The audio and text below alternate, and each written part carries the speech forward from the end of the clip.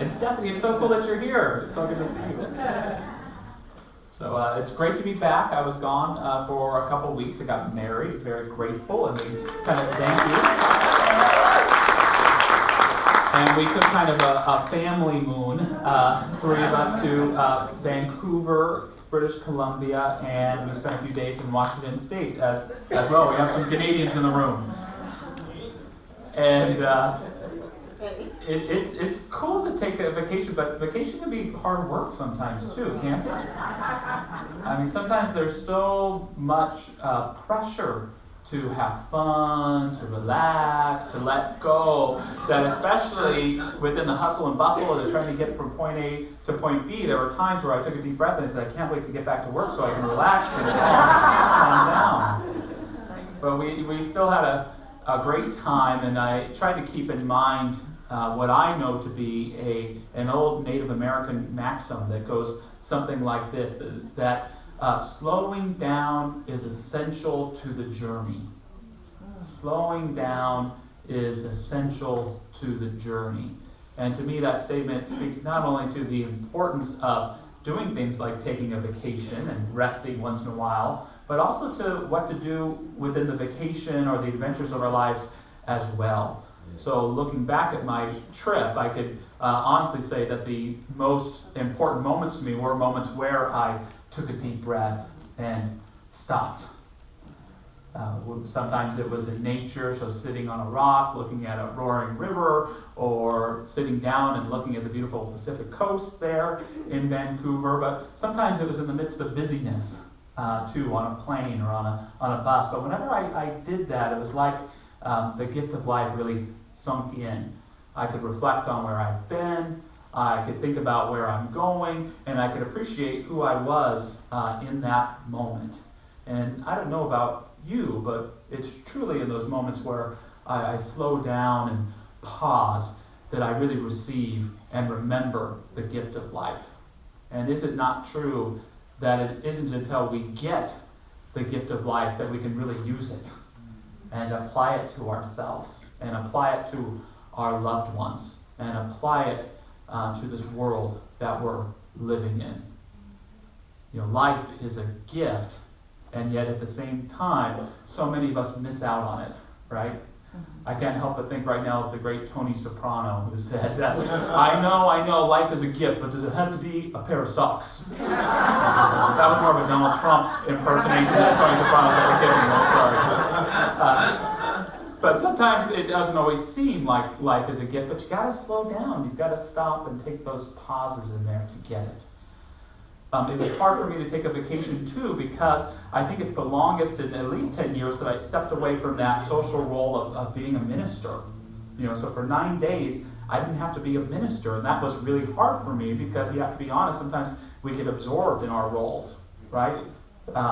It may be a career role, it may be being a dad or being a mom, it may be about playing all sorts of different roles in our lives, but it becomes really challenging when we're asked to let those roles go. And doing that, something that helped me on my trip is I remembered some words from Mary Oliver, the great poet, and she said that for her, she felt that she had at least 3 different selves, 3 layers of selves.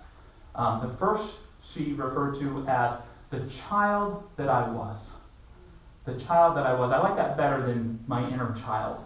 The child that I was, because it speaks not only to the innocent and fun and wonderful part of us, but it also speaks to the idea that the child that we were is not something that's still growing or changing. It just is what it is.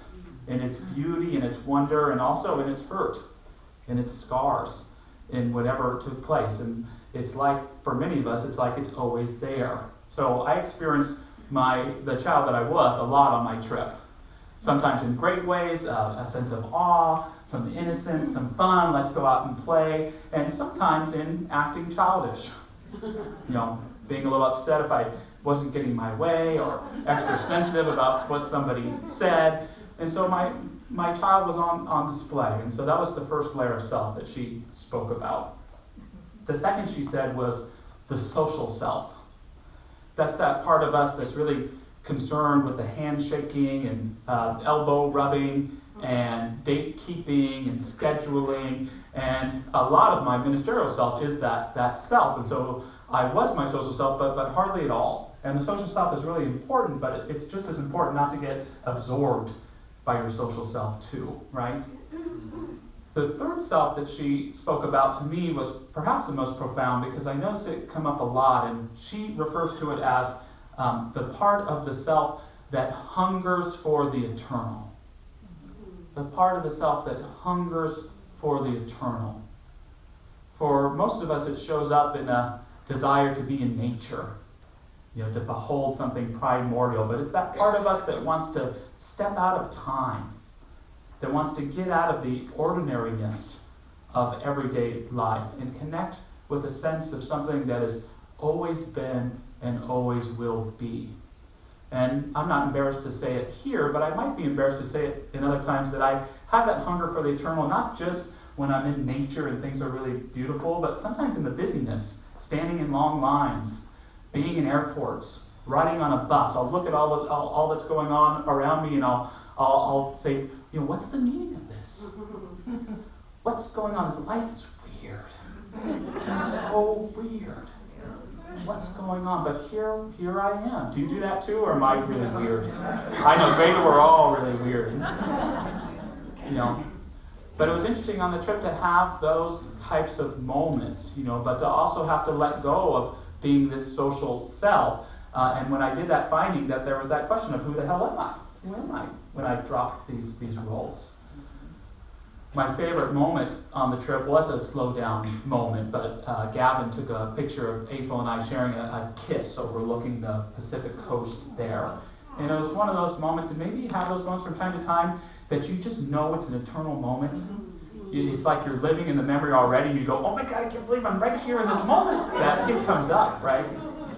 And you're there, and you have the moment, and yet in some way it's being stored in some sort of eternal memory bank that will be experienced ad infinitum over and over and over again, and will outlive my life and hers and everybody else's. It's just there. It's just stored. Do you have those moments? I hope you have some of those moments. But those are those moments where we really get the gift.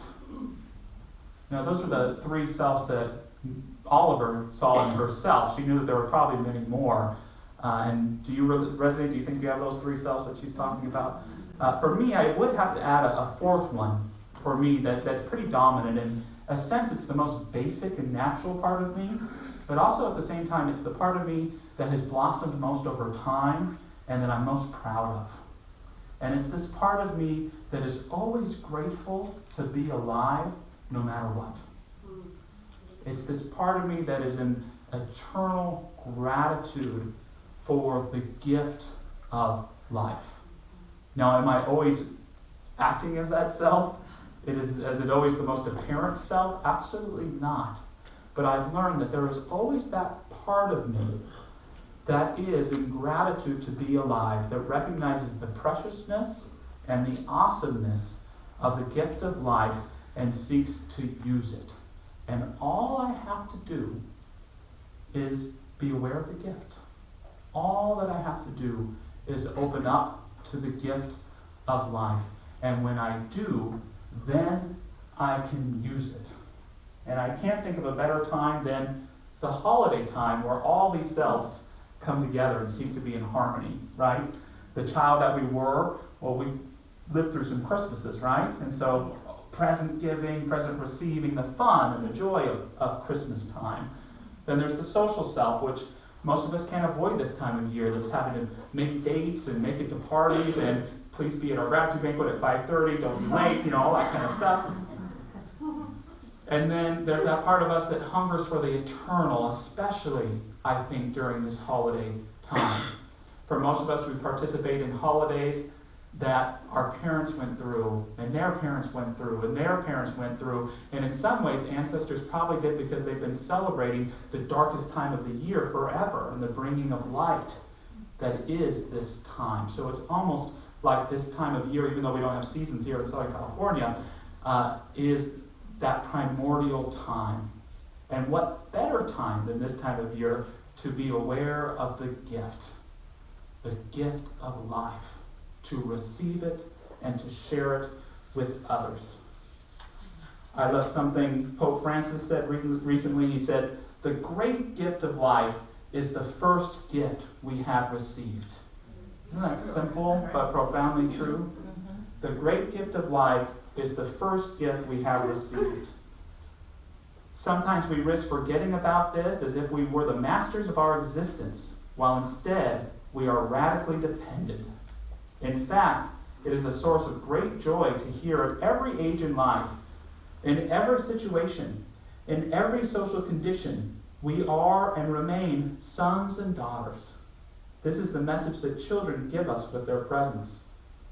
With just their presence, they remind us that each and every one of us is a child. We are all born of this thing called life, and yet we can't receive the gift unless we're willing to open it. It's there. How many of you know a character that I'm going to be talking quite a bit about this month? The character, his name is George Bailey. How many of you know who George Bailey is? He's one of my favorite characters in movie history. He's the lead character in Frank Capra's 1946 film, It's a Wonderful Life. But what many people aren't aware of is that George Bailey actually started a few years earlier in a story written, I missed it in first service, I think he's around here somewhere. The story was written by Philip Van Doren Stern, and it was a story he wrote called The Greatest Gift. And as far as I know, it was never published at the time. He wrote it as a Christmas letter to family and friends. And the story is about George Bailey, and to me, George Bailey is a great character because he's all of us in his own way. And George Bailey is having a tough go of it at life. He's emphasizing material and the stress of life, and he's out on Christmas Eve taking a walk, and he finds himself on a bridge, and he starts to look over, and he has that thought. What would it be like to no longer exist? I'm feeling these feelings. I'm unhappy. What would it be like? You know what? I think I'd prefer it if I just didn't exist at all. At that moment, a mysterious stranger appears. In the story, it's just a stranger. The story introduces himself to George. He seems to know a little bit about him here or there. And so George is honest with him. He goes, you know what? I just wish I had never been born. Anyone here ever wish that? Can you resonate with George in his own way, at least even metaphorically? The stranger turns to him, and his pink cheeks glowed with excitement. Why, that's wonderful. You've solved everything. I was afraid you were going to give me some trouble. But now you've got the solution yourself. You wish you'd never been born? All right, okay. You haven't. What do you mean? George growled. You haven't been born. Just that. You haven't been born. No one here knows you. You have no responsibilities, no job, no life, no children. Why, you haven't even a mother. You couldn't have, of course. All your troubles are over. Your wish, I am happy to say, has been granted officially. This is different than the movie. The stranger hands a satchel to George, and in it are these finely bristled brushes. And he tells George that he can pose as a salesman as he goes back into his life. So George doesn't believe it, and he goes back home, and on his way home he sees this tree that he had thought he'd destroy, but it's still there. And he goes by the savings and loans where he had worked, and he finds it's been shut down, and that's strange. He goes to visit his mom and dad and presents himself as a brush salesman because they don't know him, and he sees the picture on the wall of his brother, and he says, I remember when that was taken, and they begin to cry because their brother had died that day, and George remembered that he had saved his brother that day from drowning. He goes to his home, which is there, and Mary, his wife, is there too, but she's married to a friend of his. And the friend doesn't like salesmen very much. And at that point, George is at his breaking point. So he starts to plead, he starts to beg, please put me back. Please bring me back to my life. And so we sit with that essential question of the story, and I invite you to ask it of yourselves too. What would it be like if you'd never been born? What would life be like if you've never been born. Now, if you've seen the story in the movie, you know it's a little different because you still get to exist. You just don't get to be yourself. Now, that I might try for a few months. It could be fun. But what if you had never existed at all? What would life be? And there seems to be two fairly reasonable perspectives. One is that miles-high perspective, which says when it comes to life, we're smaller than ants when you really think about it. The wider and wider you look, our lives don't really mean anything at all. There are countless amounts of people before us. There'll be countless many people after we're gone. It's just a blip in the life of the cosmos. We really don't matter. I have to say, this is a reasonable perspective. I get it. But there's another perspective. It's the close-up perspective. It's the closest up perspective you could have. It's where you realize that who you are has been brought about by life because it couldn't exist without you. That you are the very thing that life needs to bring what life is truly about into existence. That you are so essential to the fabric of the universe and the cosmos that if you cease to exist, the universe would cease to exist also. It is the understanding that who you are is so instrumental to everyone you know that they could not exist without you. That all of the connections and soul realizations that you've had in your life that you share with so many others is so precious and important to life and the divine itself and the existence of all of us carry on together. You are that important. Life is that precious. Life is that awesome. Life is that significant. Your life is that big of a gift. That to me is also a reasonable perspective.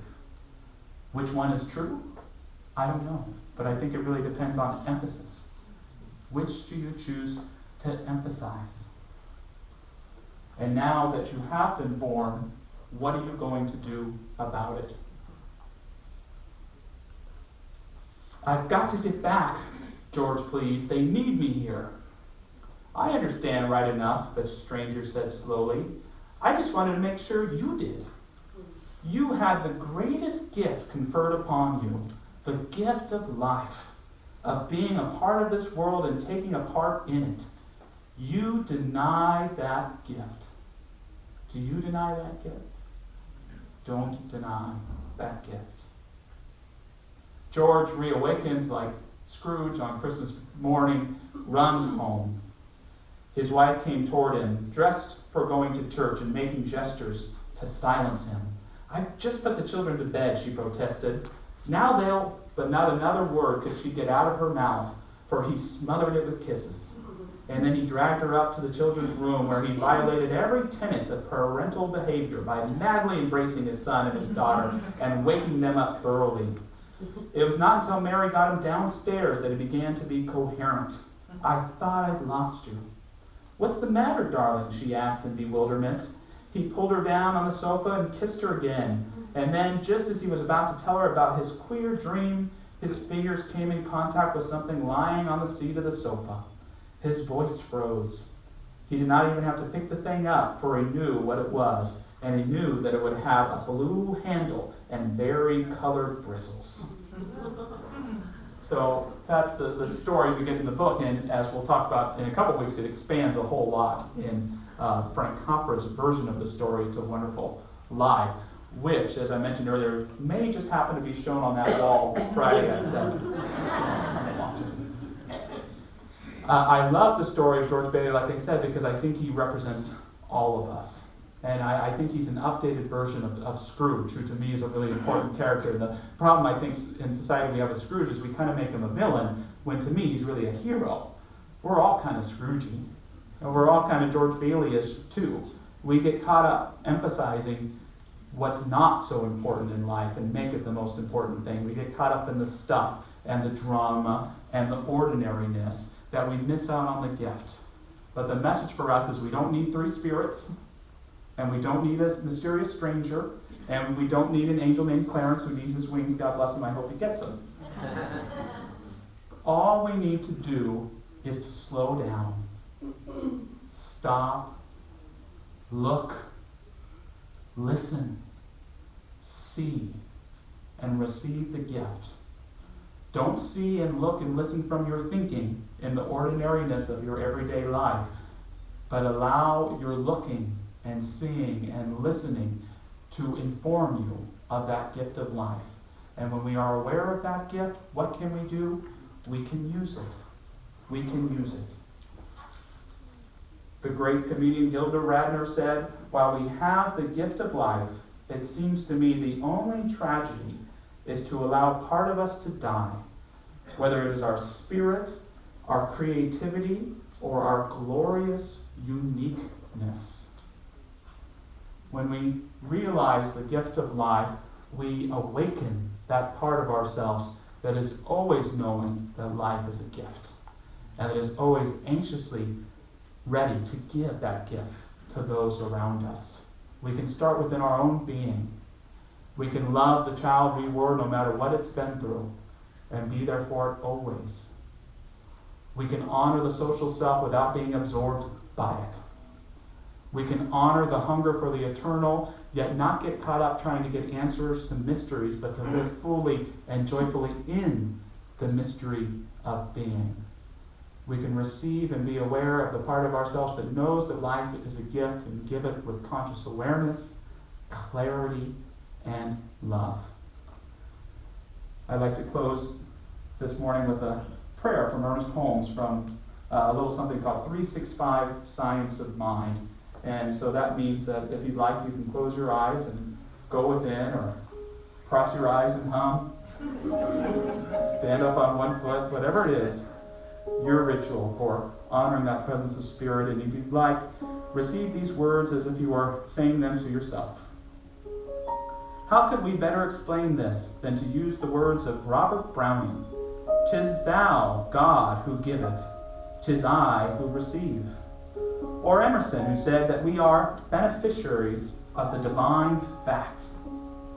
The thoughts of both Emerson and Browning were thoughts of acceptance and recognition. Like all men of great spiritual insight, they knew that the gift of life is an eternal reality, that it is our office to accept it. Today I accept this gift of divine life and love that God has eternally given to me and to everyone. With deep gratitude and a childlike simplicity, I enter into the joy and the peace that come from the realization of divine guidance. For I know that love guides my thoughts even as it guards my life in action. I know that the eternal presence is really embracing everything. In this presence I serenely and confidently rest, placing all my hope and aspiration in its loving care. In this love, I embrace the world and affirm that peace shall come on earth and goodwill exist among people everywhere. I also realize that I belong to the universe in which I live, and it belongs to me. It is the gift of God. I am unified with everyone I will ever meet, and they with me. For we are all manifestations of the one presence.